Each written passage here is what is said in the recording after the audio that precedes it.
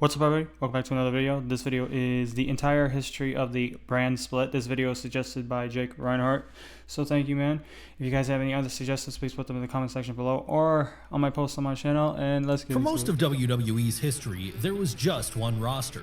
And so because of this, everyone was able to intermingle with one another as they fought over one set of belts and one set of spots in the pecking order. But on two separate occasions now, first starting in 2000. What causes a brand split? Is it funding, idea differences, or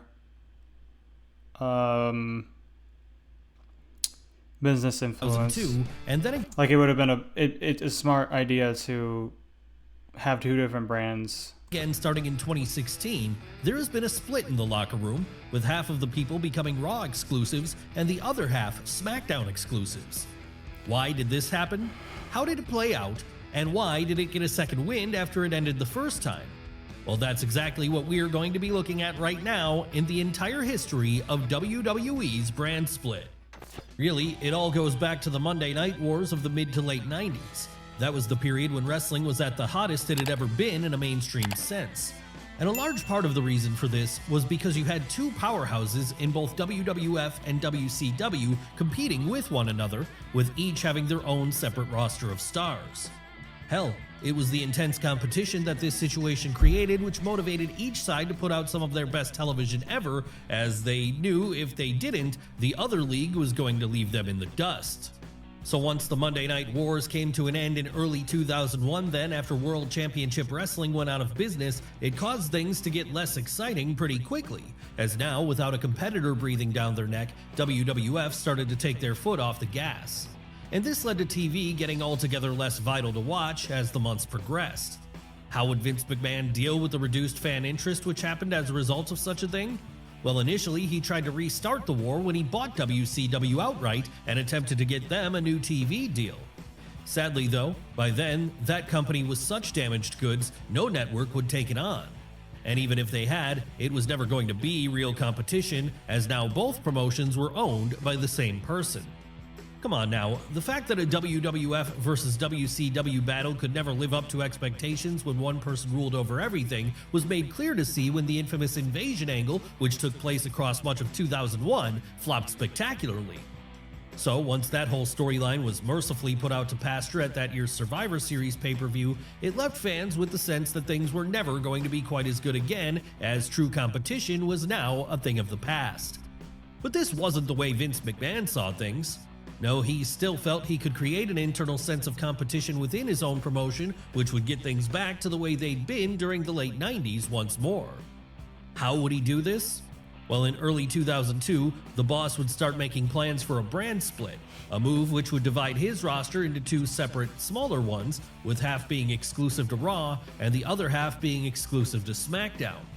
Yes, the idea here, at least initially, was that each side would be truly autonomous, with them having completely different creative teams and no crossover with one another, something which would motivate them to try and score higher ratings than their So he answered my question. competitor. Of course, it wasn't just an attempt to recreate the Monday Night Wars which led to Vince doing this, though. No, after much of the WCW and ECW rosters had signed with WWE following the fall of Hold on 1 second, guys. We are back. those promotions, there was also now a sense that there were too many people there overall. Seriously, That's what I was going to say. Like, did they do the brand splitting because it was just getting overwhelming? Because you had so many popular wrestlers in just one sort of brand. the size of the locker room in 2002, it would have gotten been overwhelming. impossible for many up-and-comers to break into the main event scene It was if starting everything to. was limited to just one collective group. No, that just wasn't realistic. But if things were split in two, with half the big stars being on one show and half being on the other, it would open up more space for people to break through that glass ceiling. Hell, Yeah, and not make it on the same day, like one Monday, the other. if nothing else, it would allow Friday. them more TV time to develop, as now, rather than having to find space for someone like Stone Cold Steve Austin or The Rock on both Monday If I remember right, weren't they, if I remember right, didn't they change Friday Night SmackDown to like Saturday? Was that the thing, or was it was it Raw on Sunday? And Thursdays, There was you only something had like to find that space for happened. them on one of these days. Obviously then, given how much it seemed like it was going to be a clear benefit to the promotion overall, almost everyone who worked there was happy with the prospect of the brand split. And that meant when it officially started on the March 25th, 2002 episode of Raw, excitement was high. When did it start? Started on the March 25th, 2002 episode of Raw, excitement was high. How did things get kicked off here? Well, with a draft, of course. That's right, as part of the ongoing storyline of the time, co-owners of WWE Vince McMahon and Ric Flair would take control of the blue and red brands respectively, and would, over the course of the 2 hours which followed, take turns drafting performers until each side had a starting roster of 10, which would then be added to and rounded out later via a random lottery. So it was then that once things were over, SmackDown would be the exclusive home of names like The Rock, Hulk Hogan, Kurt Angle, and Edge, all while Raw was the only place you'd be able to see performers such as The Undertaker, Kane, the NWO, and Lita going forward. What about others such as Steve Austin and Triple H? Well, for the Rattlesnakes part, he'd initially be a free agent. I want your guys' opinion on this too, because I've watched a lot of segments where two wrestlers are talking in the ring. Who's the funniest performer in that sort of sense, when people are, they're just talking on the mic? Though he would eventually sign with Ric Flair's show. And as for Triple H, well, as he was the undisputed champion at the time, it meant he'd be able to travel between shows as and when he chose, defending the top prize on each one, much in the same way the NWA World's Champion had traveled all around the territory circuit defending their gold back in the day. Yes, at least at first, there was still an attempt to keep the importance of the world title by having there be only one belt. But as those early months went on, it became clear this was a hindrance to the company, as whenever the champion was involved in a program on one brand for a month or two, it hurt the drawing power of the other. So it was then that after Brock Lesnar won the undisputed title from The Rock at SummerSlam in August of 2002, he'd be signed to SmackDown exclusively and would there see his gold be renamed the WWE title. Why was it no longer being called the undisputed title? Well, because now the question of who the real champion was in dispute again, as on the September 2nd episode of Raw that year, Triple H was awarded the new World Heavyweight title by then General Manager of the Red Brand, Eric Bischoff, with this serving as the top prize on that show going forward.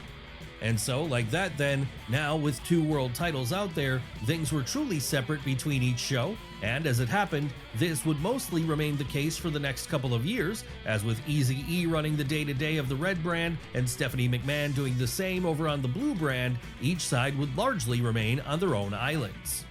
Hell, we wouldn't even get another draft until 2004, at which point some moves were made in order to freshen things up. Moves such as Edge going to Raw and Rob Van Dam going to SmackDown. The only time the two sides would come together outside of that, in fact, would be on one of the big four pay-per-views, the Royal Rumble, WrestleMania, SummerSlam, and Survivor Series. And even then, actual inter-brand matches remained incredibly rare here, with the first big one not occurring until WrestleMania 21 in April of 2005, when Raw's Shawn Michaels battled it out with SmackDown's Kurt Angle. Was this all serving its original purpose of making things more exciting again as it had been during the Monday Night Wars? Well, yes and no. And we say that because while SmackDown was largely excellent here while it was being creatively led by Paul Heyman, Raw often suffered under the weight of the Reign of Terror. That's right. Who was what? And we say that because while SmackDown was largely excellent here while it was being creatively led by Paul Heyman, Raw often suffered under the weight of the Reign of Terror. That's right, this was the period where, as the SmackDown 6 were usually killing it over on Thursday nights, putting out some truly great TV on a regular basis, Monday nights were being suffocated by Triple H's 3-year-long attempt to turn himself into a modern-day Harley Race at the expense of everyone else on the roster. And that wasn't the only reason why the brand split wasn't a true success when it came to creating legitimate competition again, as, even if there were different creative teams for each show, the guy who was ultimately in charge of both remained Vince McMahon. So for that reason, everything was being written to serve him. As you would expect then, whether it was Raw or SmackDown, it all ultimately ended up being the boss's vision by the time all was said and done. So for fans, there was never really a need to choose one show over the other in the same way that people had chosen a side between WWF and WCW. Still, even if this was the case, Each brand had enough of its own identity during those early days that the idea was still seen as worthwhile overall. And on top of that, it did allow opportunities for a lot of up-and-coming talent to break through that glass ceiling in a way they probably wouldn't have otherwise. We're talking about I need a because when I get interested in something, guys, I like kind of tilt my head. names like I need Eddie to stop doing Guerrero, that. Rey Mysterio, and JBL, just to name Kind a of few have here. it.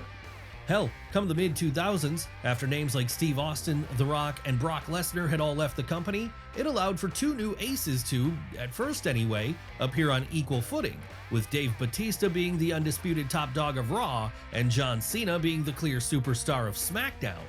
Unfortunately though, it would also be around this time that cracks started to form in the concept. What were these cracks? Well, with drafts now becoming an annual occurrence, some performers were moving back and forth on a pretty regular basis. And even when drafts weren't taking place, there were an increasing number of cases where wrestlers were appearing on opposing brands anyway, with this starting to water down the idea that these were two separate rosters who were at war with one another for rating supremacy. No, once SmackDown ace John Cena went to Raw in the spring of 2005, and Raw ace Batista jumped over to Thursday nights in response, the idea that anyone was loyal to any particular show began going out the window. How would WWE respond to the feeling that the edge was being taken away from the brand split as a consequence of this? Well, by adding a third Renegade one. Yes, it was after Vince McMahon found a lot of success reviving Extreme Championship Wrestling for the One Night Stand pay-per-view on June 12, 2005, that a year later, he'd bring it back to life again as a full weekly TV show, with this serving as the third brand of WWE going forward. That said, even in those early days, WWE CW would never be treated as something which was on the same level as a Raw or a SmackDown.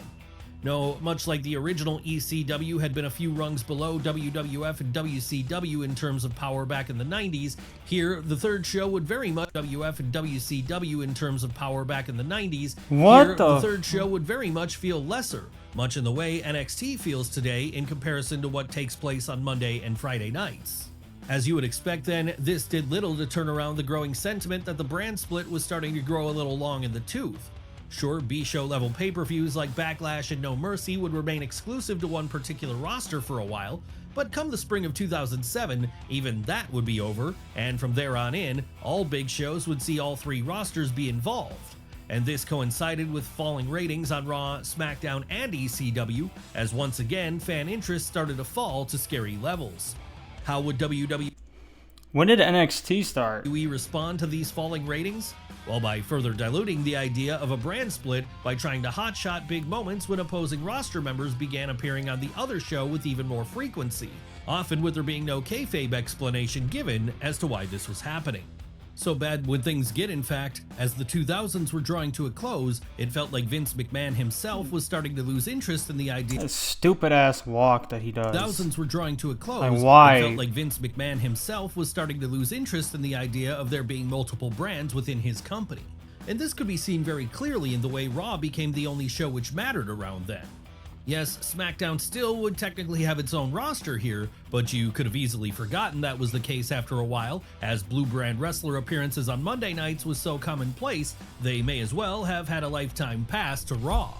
Hell, even the way the world titles were booked left no doubt as to what the real focus was, as Raw's WWE title was almost always featured in main events, being battled over by the likes of John Cena, Triple H, and more, all while SmackDown's World Heavyweight title became a glorified mid-card prize to be held by the likes of Alberto Del Rio, Jack Swagger, and the Great Khali, often in curtain-jerking bouts.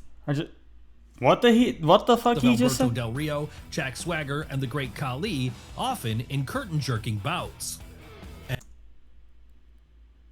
And that would all create a bit of a death spiral for the show, which, during the SmackDown 6 days, had so famously been the jewel in WWE's crown, to the point that as the new decade dawned, it had pretty much been reduced to being a recap show for Raw. That's right, if you wanted to see anything of importance take place, you would have to tune in on Monday nights. And if you wanted to see nothing but filler material and video packages from the bigger show, well, there was a reason the general sentiment here was that if it happened on SmackDown, it didn't happen. What was happening with WWE CW around that point?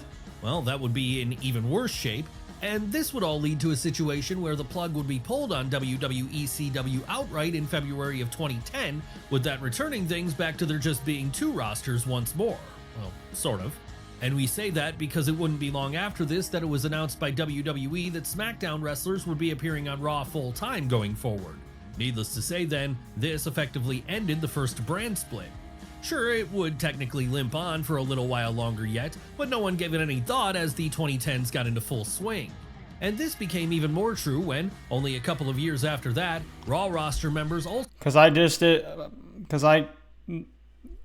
A few minutes ago, I did look up when NXT started. Time for SmackDown, though this was merely a symbolic gesture, as by now, no one of any importance would be seen dead appearing on the blue brand.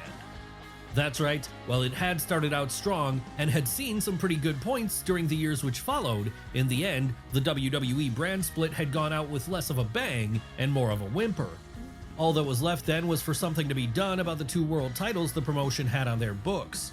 After all, there was no need for such a thing anymore if everyone was back under the same roof. So it was that at the TLC Tables, Ladders, and Chairs pay-per-view on December 15th, 2013, then WWE Champion Randy Orton would challenge Now around this time, this is around the time I was watching it. Heavyweight Champion John Cena in a winner-takes-all ladder match to unify both prizes. Who won this one? Well, that would be the Viper, with this making him the new WWE World Heavyweight Champion. And as the months and years went on from there, things settled back into the way they'd been prior to 2002. But this wouldn't be the end of the brand split forever. No, as time progressed, fan nostalgia for the concept would see people constantly ask for it to return.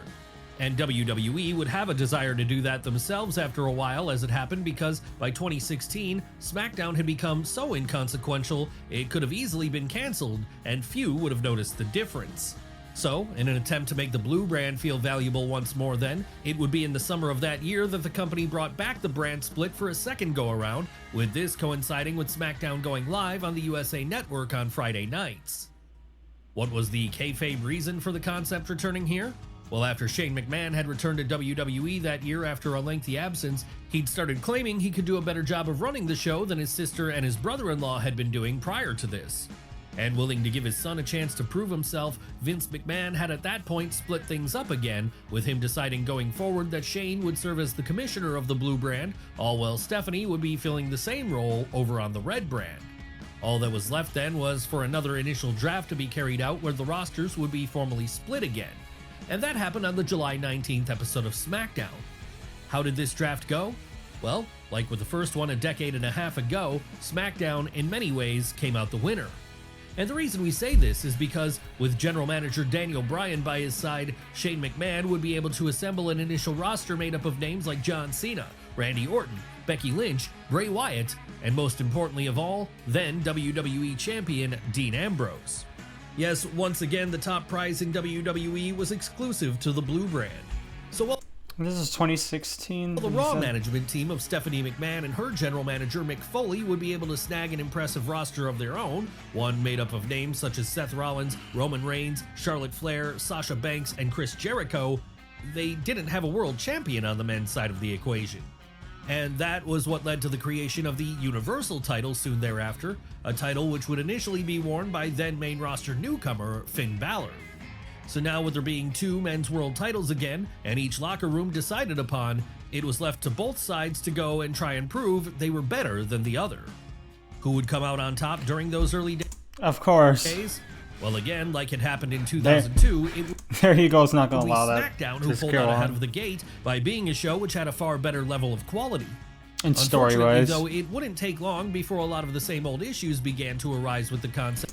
Was this championship, was this a good design, guys? Because I don't know, like half of me kind of likes it, but then the other half of me is like, I don't know, why is it shaped like that? As well, there was an attempt made to keep both rosters separate initially, with things like brand-specific PLEs even being brought back again. By the time a year had passed, the second brand split was already beginning to grow irrelevant. Why was that? Well, what is the quality on this video? Okay. Again, like with before, wrestlers frequently being drafted back and forth between shows became so commonplace, it became harder and harder to get the feeling that anyone was loyal to any particular roster.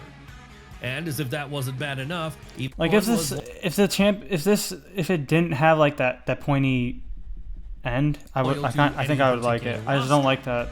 And as if that wasn't bad enough, even outside of drafts, it was a regular occurrence to see performers just randomly show up on whatever night of the week they wanted to after a certain point. Hell, kayfabe attempts to justify this, like the wildcard rule, were outright mocked on screen by the likes of Kevin Owens. So if the people on TV weren't taking the whole thing seriously, how could any of the fans watching be expected to? That said, even if the second brand split was struggling in record time here, it wasn't like there weren't positives of the whole thing. After all, it would lead to SmackDown being able to act as the land of... I feel like 2019 was their breaking point, but it's like let's just have the worst year possible, and then bring it back. opportunity for a while there, a place which could elevate new top stars such as Becky have the worst possible year, and then Lynch and Alexa Bliss. And while Raw didn't do as good of a job at building the next generation as its counterpart did, it did give us the initial rise of performers such as Finn Balor. Then of course, there's the SmackDown effect. If the second brand split doesn't happen, there's no way the blue brand makes it to network TV in the form of Fox here. But even the positives of the brand split reveal makes I did watch a show recently. Give us the initial rise of performers such as Finn Balor. Then of course, blue brand makes it to network TV in the form of Fox here. But even the positives of the brand split reveal would not be enough to see it go undamaged during the lockdown. What the? Oh my gosh. Sorry guys. I was gonna say, where is that? I forgot his name. Which happened in March of 2020.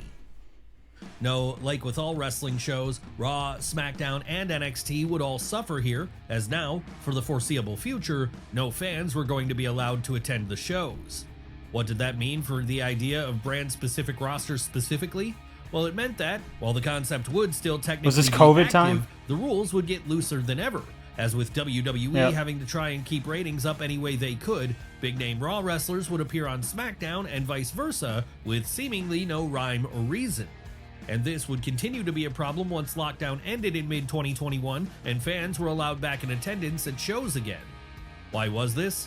Well, because now that the genie had been let out of the bottle and the USA Network and Fox were happy with having all the big stars being on both of their shows, it was very hard to go backwards again. So it was then that after Roman Reigns beat Brock Lesnar at WrestleMania 38 to win both the Raw and SmackDown World titles, in the process becoming the undisputed WWE Universal Champion, the dividing lines between the shows got even blurrier, as the Bloodline in particular often made multiple appearances a week on each of the main roster shows. That said, even if he was now the world champion on Raw too, the fact that Roman was still technically a SmackDown roster member here left the Red Brand's bosses unhappy, as it meant the vast majority of the Tribal Chief's increasingly rare appearances were happening on the other show. So feeling like they needed a full-time champ who could truly represent their brand, they decided to bring back the old World Heavyweight title in April of 2023, which... How do y'all feel about this title This design? version of the belt, while looking very similar and having the same name, technically representing the start of an all-new lineage separate from the original. As to who would be the first person to hold that strap, well, that would be Seth Rollins, with him treating it more like a workhorse title, one which was distinct from the by then rarely defended Hollywood prize being held by his former Shield brother. Would this help to revive the brand split again? Maybe. You can never make a person happy, can you? You can never make a motherfucker happy. But to be honest, by now it was going to take a lot more to make it feel... Bro gets a world championship just on a different brand. What is it, Raw? He's like, no, I want his. As vital as it had back in 2002, or even as important... Is that just Seth Rollins as a whole? He's like, if you have that, I want it. as it had briefly seemed back in 2016.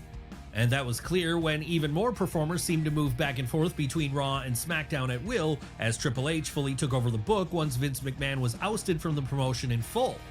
Yes, while the game had done a lot to turn WWE's fortunes around creatively during the early to mid-2020s, one thing he'd never been able to do was make the divide between Raw and SmackDown feel any more real.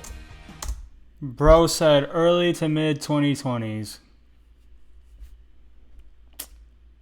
I think we're cooked. Not to turn WWE's fortunes around creatively during the early to mid-2020s, one thing he'd never been able to do was make the divide between... Do you guys feel like this decade's going by kind of fast? Between Raw and SmackDown feel any more real? Like for me, it feels like COVID was... what it feels like to me, COVID was like a year or two ago. That said, Unlike the darkest days of the original incarnation of the concept back in the late 2000s and early 2010s, at least it's no longer the case that SmackDown is a completely irrelevant show anymore. Hell, it remains the main home of acts like Cody Rhodes and Roman Reigns, probably the two biggest stars in the entire company. And while NXT has long since we're almost midway into March, guys. returned to being a developmental brand several rungs below the red and blue brands, it's now not alone in being at that level of the WWE hierarchy. No, while they're not given much attention in the grand scheme of things, shows like Evolve and TNA have now become feeder systems for NXT in many ways, with this allowing them to, in some sense, serve as fourth and fifth brands within WWE's brand extension. The only question left is, will this be enough to see it continue on going forward? After all, we all know that at a certain point during the early 2010s, the lack of clear delineations between the brands led to the original split being dropped. So with those lines being pretty blurry again today, there's every chance we could see the rosters being fully merged into one again at some point. Yeah. In the not too distant They're going to do the same thing that they did in the early 2010s. Maybe the opposite happens, and WWE decides to go all in on the concept again, once more fully separating early 20s. I mean, sorry, mid to late, and making the brand split feel like an actual split. Whatever happens, though, even if this is but how are they going to pull that off? They have millions upon millions upon millions of fans everywhere. The start of a new era for it, or if we're in the latter days of its second incarnation as we speak, one thing is for sure, and that is that the brand split will always be remembered as something which completely changed the makeup of WWE forever, right at a time they needed to shake up the most.